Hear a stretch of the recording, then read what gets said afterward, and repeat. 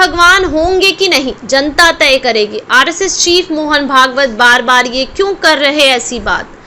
RSS प्रमुख मोहन भागवत ने फिर इंसान के भगवान होने के भ्रम वाली बात कही। उन्होंने नसीहत दी कि किसी को खुद के ही भगवान होने का ऐलान नहीं करना चाहिए। भागवत ने कहा कि कोई भगवान होगा या नहीं यह तो लोग तय करते हैं। उन्होंने पुणे में आयोजित एक कार्यक्रम में कहा कि हम भगवान बनेंगे या नहीं ये तो जनता तय करेगी, हमें खुद को भगवान घोषित नहीं करना चाहिए। भागवत ने ये बातें मणिपुर में 1971 में शंकर दिनकर केन उर्फ भैयाजी के काम को याद करते हुए कह रहे थे। भागवत ने कहा, कुछ लोग सोचते हैं कि शांत रहने के बजाय हमें बिजली की तरह चमकना, लेकिन बिजली चमकने के बाद तो और भी अंधेरा छा जाता है। इसलिए कार्यकर्ताओं को दिए की तरह जलना चाहिए और जरूरत पड़ने पर ही चमकना चाहिए। शंकर दिनकर केन ने 1971 तक मणिपुर में बच्चों की शिक्षा के लिए काम किया। वो छात्रों को महाराष्ट्र भी लाए और उनके रहने का इंतजाम किया। बिगड़े हालात में भी मणिपुर में जमे हैं आरएसएस कार्यकर्ता। भागवत मणिपुर की वर्तमान स्थिति पर बोलते हुए भागवत ने कहा कि वहां के हालात मुश्किल और चुनौतीपूर्ण हैं। उन्होंने कहा कि इतनी चुनौतीपूर्ण स्थिति में भी आरएसएस स्वयंसेवक पूर्वोत्तर राज्य में डटे हुए हैं, जहां दो समुदायों के बीच संघर्ष में 200 से ज्यादा लोग मारे जा चुके हैं और 60,000 लोग विस्थापित हुए हैं। उन्होंने कहा, मणिपुर की स्थिति बहुत कठिन है, वहां सुरक्षा की कोई गारंटी नहीं है।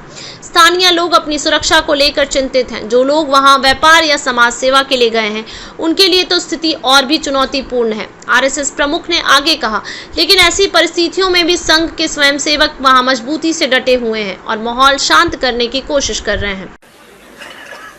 असं काही झालं की ते कानाच्या इथूनच परत जावं, मनात येऊ नये याच्यासाठी परिश्रम करावे लागतात।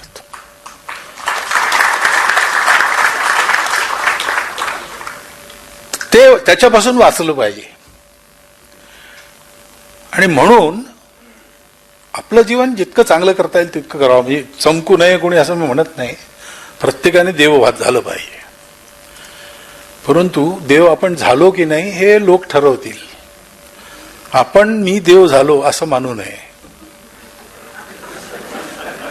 हा जो आदर्श आहे हा आदर्श भैयाजींच्या रूपाने आपल्या समोर आहे। अशा 2-3 गोष्टी मला त्या चरित्रात जाणवतात। भैयाजींना मी कधी पाहिलं नाही। मी प्रचारक जाण्याच्या अगोदर ते मणिपूरमध्ये गेले आणि प्रचारक झाल्यावर बाहेर प्रवास आपल्या प्रांताच्या मिळेल अशी जबाबदारी येईपर्यंत दुसरीकडे कुठे कुठे फिरत राहिलो। विदर्भाच्या पलीकडचा महाराष्ट्र सुद्धा मी शारीरिक प्रमुख झाल्यानंतर पाहिला। त्याच्यामुळे माझी फार कमी ऐकून माहित होतं नंतर, पण पाहिलं नाही कधी मी। परंतु पाहिलं नाही तरीही जे ऐकलं आहे आणि जे आता वाचलं या पुस्तकात त्याच्यावरून लक्षात येतं की आमच्यासारख्या कार्यकर्त्यांना किंवा कार्य करू इच्छिणाऱ्या आपणा सर्वांकरता कोणची प्रेरणा, कशी प्रेरणा डोळ्यासमोर ठेवून चांगली वाटचाल करता येईल तर ती ही प्रेरणा आहे। आणि म्हणून पुस्तक उपलब्ध आहे इथे, तर ते जरूर विकत घ्या।